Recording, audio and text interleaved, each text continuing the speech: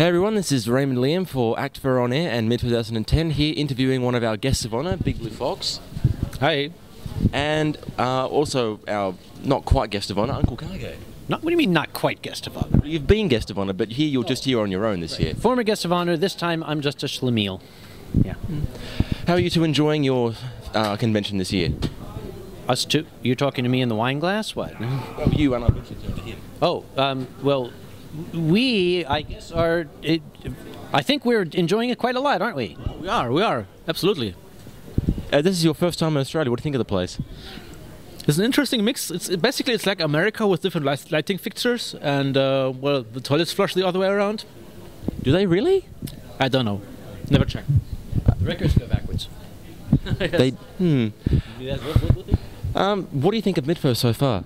It's fun. It's a lot of fun. Except for the one part with the shutdown at 12 a.m. You have to work on that.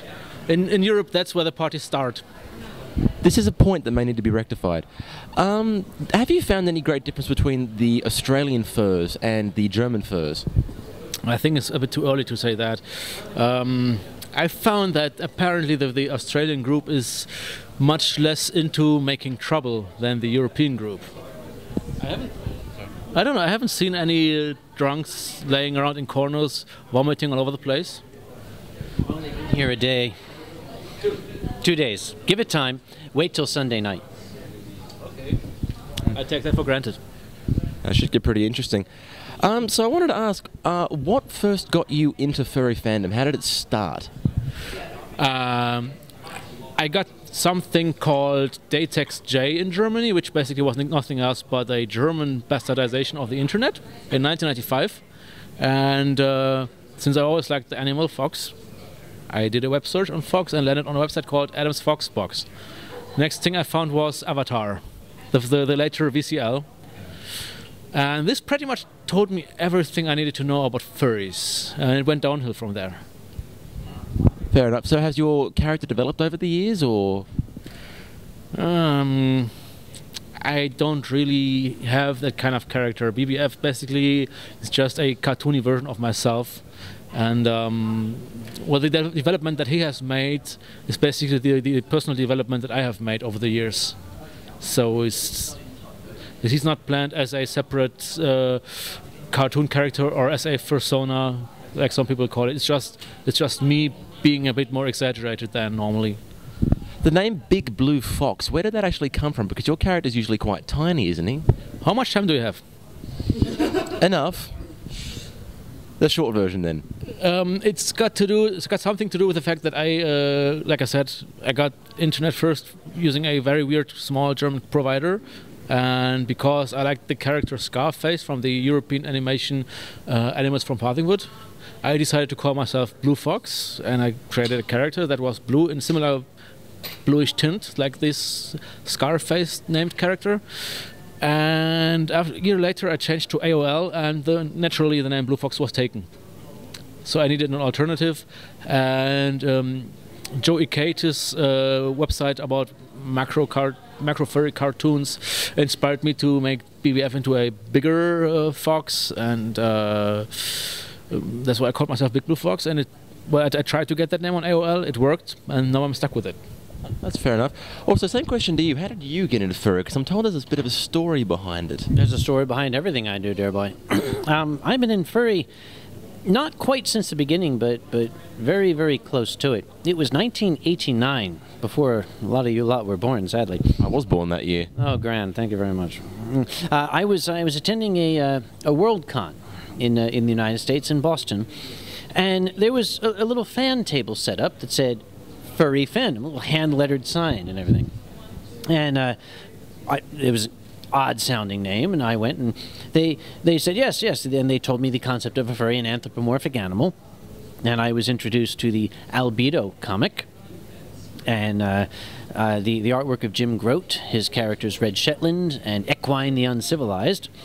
And it was not terribly long after that that I saw some titles that I think really changed my outlook on life. First was Teenage Mutant Ninja Turtles, and the second was Usagi Yojimbo.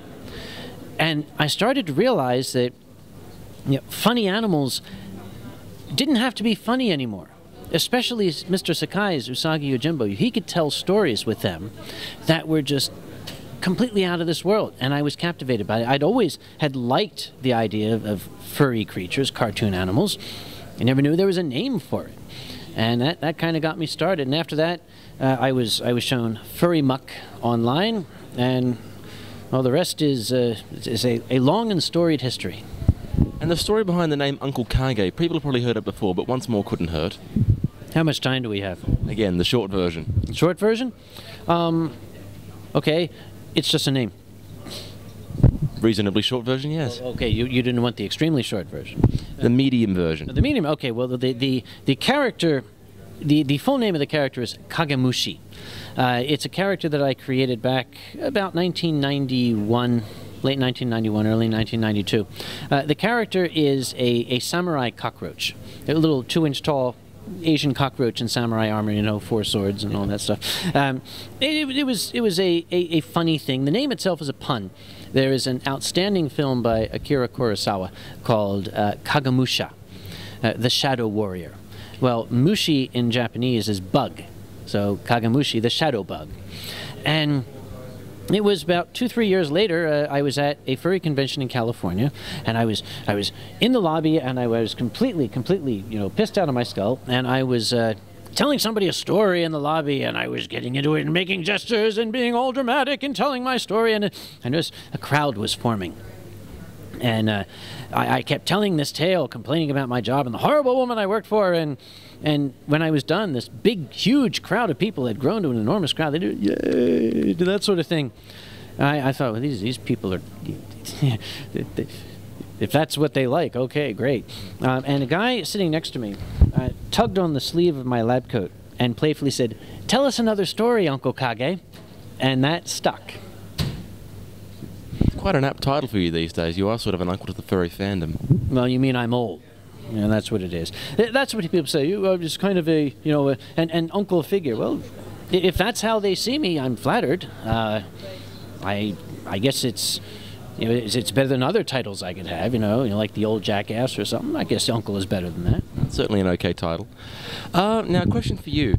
You do a lot of fursuiting, I understand. What is it about fursuiting that appeals to you?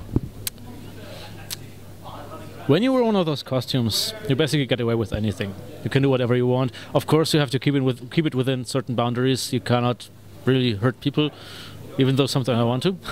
No, seriously.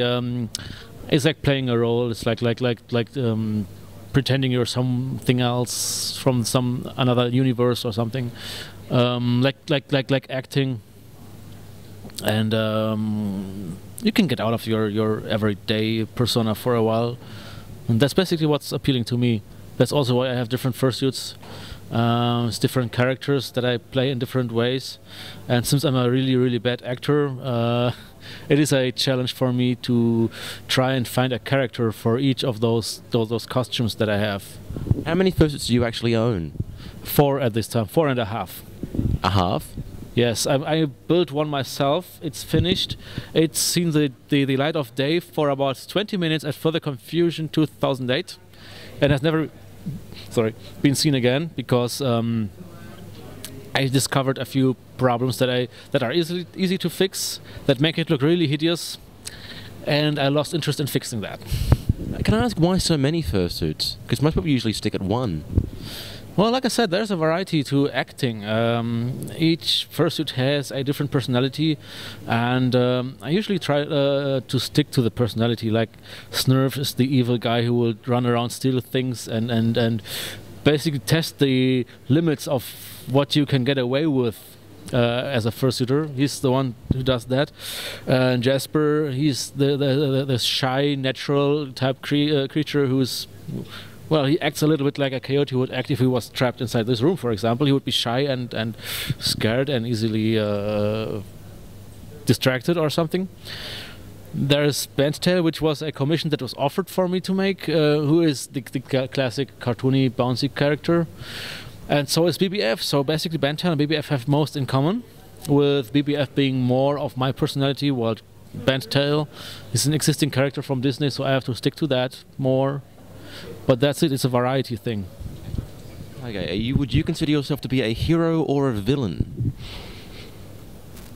Myself, boy, I think that would depend on who you ask out there, what role I fit into. I think if I had to characterize myself, I'm probably the guy who desperately wants to be a villain because he thinks it's so cool, but then is compelled to help little old ladies across the street, and afterwards like, damn, So that's kind of the nebulous ground I'm in. Kind of the hero, but don't tell anybody. You can be surprised how well I'd emphasize at that.